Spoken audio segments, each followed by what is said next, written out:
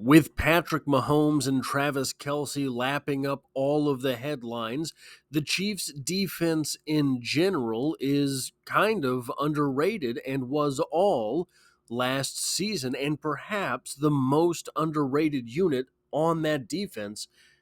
Well, it's the linebackers. The linebackers were one of the most impressive groups in the entire NFL last season, and I think, in my opinion, it's going to get even better for the 2024 season, despite the fact that Willie Gay is no longer in Kansas City. But there is a very interesting aspect to this linebacker core if you sit down and realize something about it. So the Kansas City Chiefs right now have 9 linebackers. It's a big number. They have 3 linebackers in Nick Bolton, Leo Chenal, and Drue Tranquill that were fairly high draft picks for linebackers. Now, sort of the sweet spot general consensus in the NFL for where a linebacker that's starting caliber can be drafted pretty reasonably is the 4th or 5th round. That is sort of where positional value has let the linebackers fall. Nick Bolton was a 2nd round pick. Now, I think it's paid off. Nick Bolton has absolutely held down the middle linebacker position, a position with which the Kansas City Chiefs struggled for many seasons prior to Nick Bolton really stepping in. Even Derek Johnson, as good as he was, left something to be desired as far as, well, is he a guy that can hold down the middle of a defense? Can he be that guy that's really just thumping running backs? Leo Chenal was a 3rd round pick, 103rd overall. Nick Bolton, 58th overall. Leo Chenal, 103rd overall, a 3rd round pick. And Drue Tranquill, though he was acquired as a free agent by Bret Veach for a cool $1 million in his first Super Bowl run with the Kansas City Chiefs, was a 4th round draft pick, 130th overall. So really, and before that, Willie Gay was a 2nd round pick, 63rd overall. So the Kansas City Chiefs had a host last season of high drafted linebackers. Linebackers that were drafted high for the quote-unquote positional value that it provides on the field in the NFL. This season, they still have Nick Bolton, 2nd rounder, 58 overall, Leo Chenal, 3rd rounder, 103 overall, Drue Tranquill, 4th rounder, 130 overall. And the rest of those 9 names, every single one of them is entered the league as an undrafted rookie free agent. Jack Cochran, Cam Jones, Curtis Jacobs, Cole Christensen, Swayze Bozeman, Luque Washington. There are 3 individuals playing linebacker for the Kansas City Chiefs who entered the NFL highly drafted for the position. The other 6 individuals are all UDFA. So when we start diving into things on the depth chart here, it should be a surprise to absolutely no one that Nick Bolton is the top dog for this position group. Where it gets interesting is that this is the final season of Nick Bolton's rookie contract. Is he a player that Bret Veach will go out of his way to re-sign, to give a 2nd contract? Look, I'm a big Nick Bolton fan, and I hope that happens, but I don't think that that's a home run. Bret Veach has proven time and again that he can find linebackers in the draft. He drafted Willie Gay, he drafted Nick Bolton, he drafted Leo Chenal. Leo Chenal still has a little bit to prove on the field, but we'll get to that in a minute. But Nick Bolton has been an absolutely dominating force for the Kansas City Chiefs. Dominating in ways that you don't really see coming, dominating by returning fumbles for touchdowns even if those fumbles returned for touchdowns or ended up called non-fumbles, though we know that Nick Bolton was the MVP of the Eagles Super Bowl. Now, obviously, with some missed time, last year was a very big down year for Nick Bolton. After having 180 tackles in the 2022 season, he saw just 8 games of action last year and racked up just 60 tackles. In 2022, Nick Bolton played 1,119 snaps, followed by just 442 last season. But really, here is the concerning part when looking at Nick Bolton's productivity on the field. So you look at 2022, he had 180 tackles. 2023, he played half the games, had 60 tackles. Well, 60 times 2 is 120, not 180, so his production fell off a little bit from the tackle perspective. And, as a rookie, he had 112, so still you're on an upward trajectory if you're looking at what it means to have Nick Bolton on your defense. He is getting better in that regard, but here's where he's not getting better. As a rookie, Nick Bolton had 11 tackles for loss. In 2022, he had a much more productive season, played many more snaps. In fact, he played nearly double the snaps in 2022 as in 2021, and instead of getting 11 tackles for loss, he got 9. In 2023, Nick Bolton had a single tackle for loss. In 2021, as a rookie, Nick Bolton had 3 quarterback hits. In 2022, he had 6 quarterback hits. In 2023, Nick Bolton had just 1 quarterback hit. Now, obviously, playing just a half of a season in 2023 makes everything a little bit more difficult to project out for Nick Bolton. What is going on there? He is, I believe, being used a little bit differently by the defense in general, but I don't think that would really translate to having 11 tackles for loss as a rookie and going all the way down to 1 tackle for loss last season. And here's the kicker. I mean, he played 624 snaps as a rookie, 442 last year. Despite injuries or not, missing games or not, he played 2/3 of the snaps and got 9% of the tackles for loss. We will see how this season, the last of his rookie contract, pans out for Nick Bolton. I'm not ready to call it one way or another. Now, moving on, I have to tell you how much it absolutely pains me to put Drue Tranquill above Leo Chenal on this list.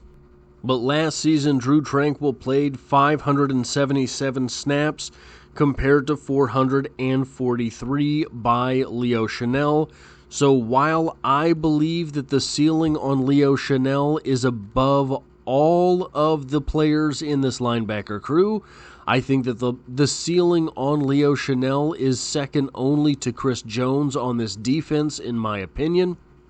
Drue Tranquill is still being used by and trusted by this coaching staff more than Leo Chenal.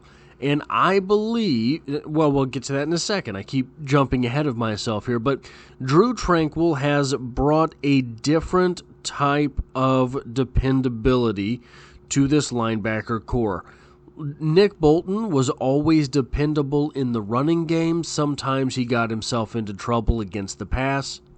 Willie Gay had massive upside, but sometimes he would just miss a play. Leo Chenal is inconsistent at times, even if I don't think that even if I think his off plays don't ruin the defense in the way that sometimes Willie Gay would let something big happen. From my observations, Drue Tranquill didn't let anything get past him. Drue Tranquill did not make mistakes. Drue Tranquill did not take plays off. And as opposed to having a super high ceiling, I think it's the fact that Drue Tranquill has a very, very high floor that gets him that trust from the coaching staff. And Drue Tranquill is now beginning the first of a 3-year, $19 million contract with the Kansas City Chiefs. He came in on a $1 million deal and flipped it for $3 and $19. He seems to be one of the players who is in love more with winning than the money aspect. Though, I mean, he got a pretty penny re-signing with the Kansas City Chiefs, but his motivating factor seemed more to be winning. He seems to be one of these guys that understands he's made enough money to last a lifetime. Now he wants the legacy. Moving on. Leo Chenal is an absolute monster. An absolute powerhouse. This guy could be... Look, everybody needs a little bit of different seasoning when they get to the NFL. He apparently needed more seasoning than I realized coming out of college. I thought he was going to be maybe a full-time starter, week 1, snap 1. He is 6'2" and 5/8", 250 pounds, 31-inch arms, a 4.53 40, a 1.50 10-yard split. That's good for a running back. A 40.5-inch vertical, despite being a Wes Welker-type linebacker. A 10-foot 8-inch broad jump, and on the bench press, put up 34 reps. 34 reps with 225 pounds. He is aggressive. He is mean. He is a sure tackler. He takes good angles. He is able to get after the quarterback. And yes, he essentially doubled his snap count in 2023 from his rookie year, playing 261 snaps as a rookie, then 443 this past season. But he more than doubled a lot of his productivity. Now, he went from 35 tackles as a rookie to 65 tackles in his sophomore campaign. Not quite a doubling, but very close. He had 19 solo tackles as a rookie and 40 last season, meaning that 40 of his 65 tackles were solo. He went from having 1 sack as a rookie to 3 sacks in his sophomore campaign, from 3 tackles for loss as a rookie to 8 last year, from 3 quarterback hits as a rookie to 7 last year. And though he nearly doubled his playing time, he missed 5 tackles as a rookie and only 3 in his second season. He had 3 pressures on the quarterback as a rookie and 11 last season. And confoundingly, a statistic as confounding itself as rating when targeted. What goes into a rating? All sorts of stuff. As a rookie, he gave up a rating when targeted of 94.3. And in his sophomore campaign, he gave up a rating when targeted of 94.3. That might be his most impressive accomplishment as a professional football player. Now, Leo Chenal will have this season and next season on his rookie contracts. I think, barring injury, we are not going to see as much rotation in the linebacker core as we have seen lately. It is my opinion that Nick Bolton, Drue Tranquill, and Leo Chenal will play the majority of the snaps for this defense, and I understand that from the surface, yeah, obviously scrambling, You just went over the fact that those 3 guys were highly drafted and everyone else on the team entered the NFL as a UDFA.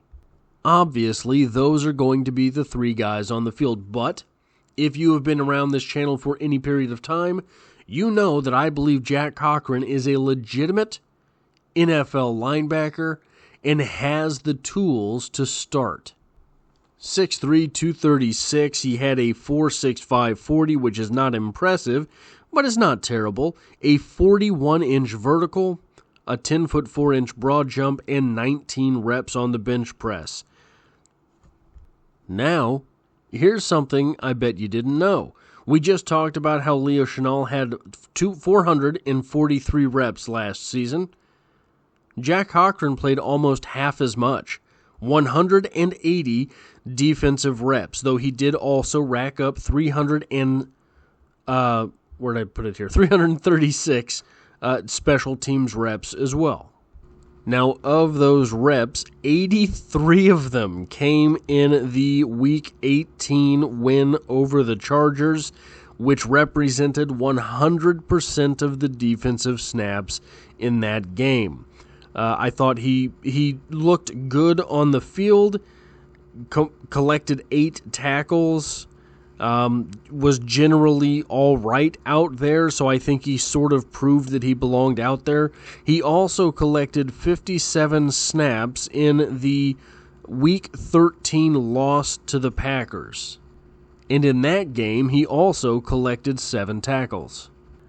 And though I do believe that Nick Bolton, Drue Tranquill, and Leo Chenal will be getting the lion's share of this team's linebacker snaps, I think that Jack Cochran is likely to also cross the 300 snap range during this season. I think that probably the Kansas City Chiefs will be in position to take their customary Week 18 bye, and I think that Jack Cochran will be the first player on the field then. Linebackers, it is a very physical position. Someone is always getting dinged up here or there, so likely he will be on the field for that as well. I have here next Curtis Jacobs ahead of Cam Jones. Curtis Jacobs weighs 15-ish pounds more. He's a little bit faster, and he's 2 years younger. In my opinion, these two are very close to each other as far as if you were to give them a Madden rating, I think that their Madden ratings would be very close. I think that Curtis Jacobs is a little bit more athletic, despite the fact that he's bigger and despite the fact that Cam Jones is smaller. I think that he will end up being better against the run in the NFL than Curtis Jacobs. Now, if you want some of my fuller thoughts on Curtis Jacobs, I released a video in the draft picks playlist for Curtis Jacobs, though he was a UDFA, a full-length breakdown over what I think about the prospect and his prospects with the team this season. Now, as for Cam Jones played 81 snaps, of defense for the Kansas City Chiefs last season. As with Jack Cochran, a majority of those were the final game of the year. 79 snaps against the Chargers last year, 2 snaps in the loss to the Broncos. At least, now we know who to blame. But Cam Jones also played 283 snaps of special teams last year for the Kansas City Chiefs. Speaking of special teams, surely you remember the muffed punt in the Super Bowl that was recovered by the Kansas City Chiefs? On that play, Cole Christensen absolutely annihilated the San Francisco 49er with the best path to recover that football. And in that moment, he became an unsung Super Bowl hero. Now, I understand that Cole Christensen is very popular with the fan base. I like him too. He's a very entertaining guy on the field if you keep an eye on him. He has played 0 defensive snaps in 4 years of NFL football. In fact, he only played 23 snaps of special teams for the Kansas City Chiefs last season. He has appeared in a total of 6 games for the Chiefs and 7 games for the Chargers, 13 games total.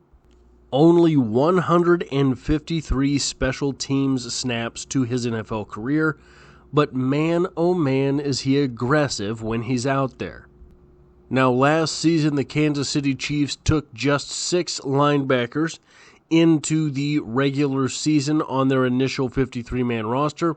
So, if that trend continues, Cam Jones there would be the final linebacker to make the opening day roster. Of the remaining 3 linebackers on this list, I do believe that Cole Christensen would have the best chance to get onto the practice squad. But I'm just going to preempt that by saying those last 2 names on the roster here, Luquay Washington and Swayze Bozeman, are 2 players about whom I know essentially nothing and have been having a tough time trying to figure anything out either. Look, I have almost blind faith in Brett Veach at this point. So it strikes me that these 2 players, Luquay Washington and Swayze Bozeman, were not signed just to have 2 more linebackers. In fact, if we know that if Brett Veach is going to superfluously sign any position just to have them on the roster, it would be a defensive back. Darius Rush, by the way, who had a couple short stints in Kansas City last year, has been apparently causing waves at Steelers OTAs. So he knows defensive backs. He would have more defensive backs on this 90-man roster were it not for some reason to have both Luquay Washington and Swayze Bozeman signed to the 90-man.